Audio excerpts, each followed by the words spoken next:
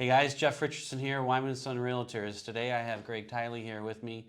He is my mortgage broker, and I would like to just have Greg tell us a little bit about yourself, your background, and how you got into the mortgage business. Thanks, Jeff. Greg Tily, residential mortgage for Umortgage. I've been a loan originator now for about 5.5 years. I retired from the military after 20 years. I flew helicopters, and I wanted to continue to serve people. So I like being able to get folks into homes. It is kind of a passion. I think the end, when a client closes, there's nothing better than them calling you up and thanking you for how much you put in to that loan. So yeah, I enjoy doing what I do. So, Greg, can you explain to me then how exactly do you pre-approve somebody for a loan? Absolutely. So based on the application they fill out, based on their income, assets, credit score, I will qualify them up to a certain level. Sure. The difference with what I do and what people can do online is I'm looking at income documents. I'm looking at pay stubs. I'm running their credit. I'm looking at their assets. I'm making sure that they are approved for the number I give them. If I give a pre-approval, that loan's going to close. As opposed to going online, filling out an application, and getting a pre-approval in 5 minutes for just input you type in online.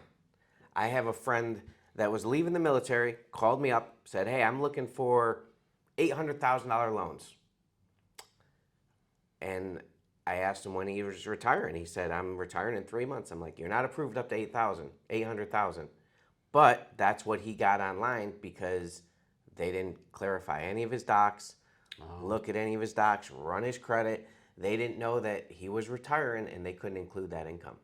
So he was actually qualified for about half less than what his wife was out looking for, which could be a bad weekend if his wife wants $800,000 house. That could be a very bad month. That's right. That's right. Very bad month. So after they're pre-approved, I'll usually hand them off to you, the realtor, and tell you, right, hey, they're approved up to this amount.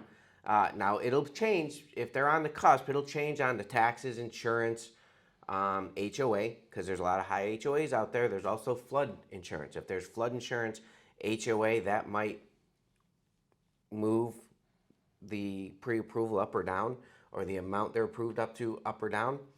And then once you have the contract, once I get the contract, then we determine, how much, well, usually, how much they're going to put down, what the interest rate is, what the terms are. Once that happens, then the ball's rolling and we throw it into underwriting. Awesome. Greg's information will be at the bottom of their screen as well if you want to get a hold of him. I do want to thank Greg for stopping by today. And remember to give us a like or a follow and check out our other videos as well. This is Jeff Richardson with Wyman & Son Realtors, where we are the key to your success.